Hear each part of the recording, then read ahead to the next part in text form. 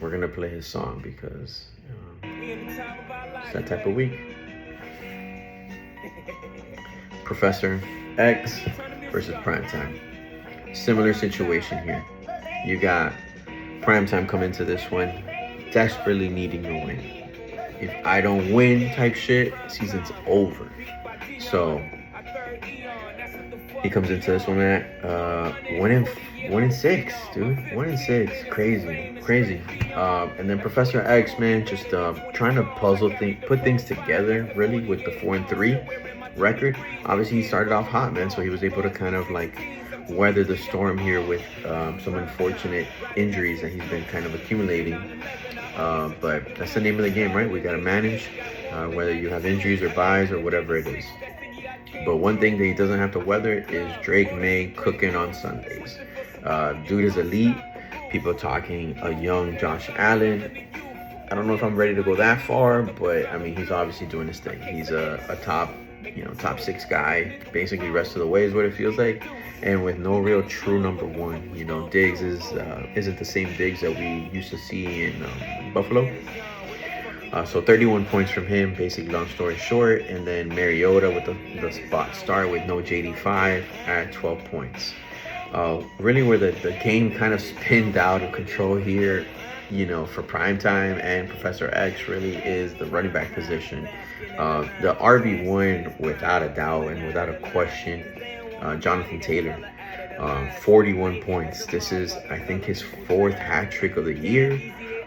I don't know that he can keep it up, but goddamn, man, I'm not gonna bet it. I'm not gonna bet against it.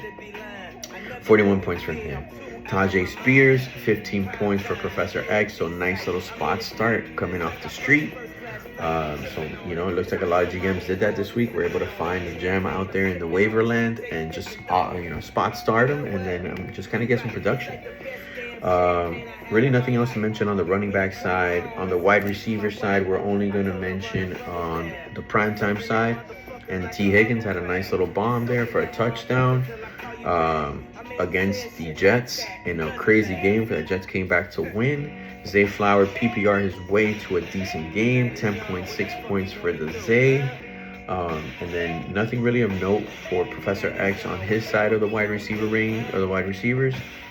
On the tight end, Dallas Goedert, I think he got a couple TDs, 16 points from him. Dallas Goedert's been fucking clutch all year, honestly, especially with no A.J. Brown this week.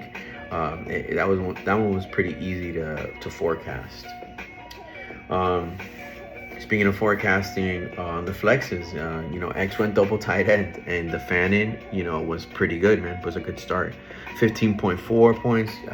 Just with Gillen Gabriel, he's not really throwing the ball deep. So those little lefty chucks, kind of very Tua-esque, are going to the tight end. Tight ends aren't running the deep route, so tight ends can eat. Both wide receivers I just mentioned for Jules, both got 9 points, so close to the double, to get over the hump there, the double digits, but not enough. Chase McLaughlin, fucking savage, 17 points from him. And that's all to note, but really the difference here was the 41 points from Jonathan Taylor, and then just enough from Goddard on the tight end position. When you get those good numbers from the tight end, you kind of separate yourself. And then, T giving him double digits and stuff like that. So all in all, man, Jules gets that, I can breathe another week, man. 2-6 for Primetime, and Professor X goes to 500.